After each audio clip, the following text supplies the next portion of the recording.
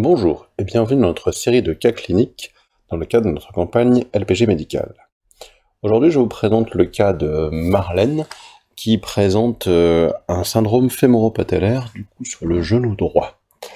Le principe du traitement va se réaliser en deux temps. Dans un premier temps, effectivement, la prise en charge tissulaire, elle consiste en plusieurs étapes.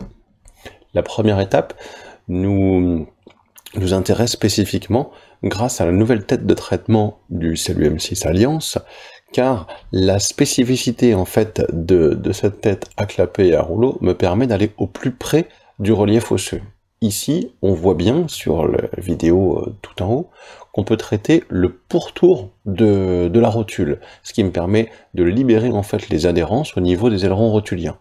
Je fais le choix d'utiliser effectivement un rouleau non mobile, mais exclusivement le battement au niveau du clapet. Ensuite, dans un deuxième temps, j'utilise un rouleau mécanique, un rouleau qui me permet de mécaniser cette fois-ci le vaste interne, le vaste externe, dans une mise en tension progressive. Donc je choisis de mettre la patiente avec une légère flexion, et de pouvoir justement retravailler spécifiquement, encore une fois, les insertions cette fois-ci musculaires, c'est-à-dire le vaste interne, le vaste externe. On voit bien effectivement la mécanisation, et au fur et à mesure de la mécanisation, sur l'image du bas, on peut observer effectivement que la rotule reprend à chaque fois beaucoup plus de sollicitation du fait de l'aspiration et de la mécanisation liée à la combinaison du rouleau et du clapet. Dans un troisième temps, nous allons traiter cette fois-ci l'ensemble du quadriceps en remontant davantage, en augmentant cette fois-ci un tout petit peu plus la fréquence. Donc j'utilise une aspiration séquentielle, ce qui me permet effectivement d'augmenter la trophicité au niveau du muscle et de préparer aux étapes suivantes qui seront la prise en charge spécifique sur Uber.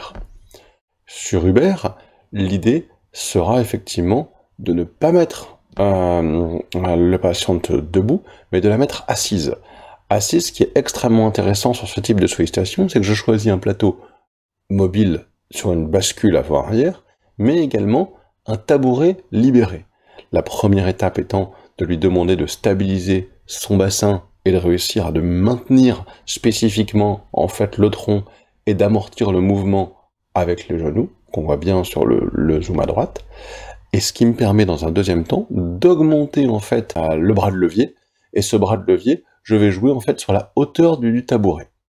À fur et à mesure du traitement, je vais venir diminuer ce bras de levier, et on observe effectivement que si je le diminue, j'augmente la flexion au niveau du genou. De plus, en augmentant cette flexion, je vais augmenter la pression que la patiente doit mettre au niveau des quadriceps, ce qui va l'obliger à se renforcer et à gainer en même temps.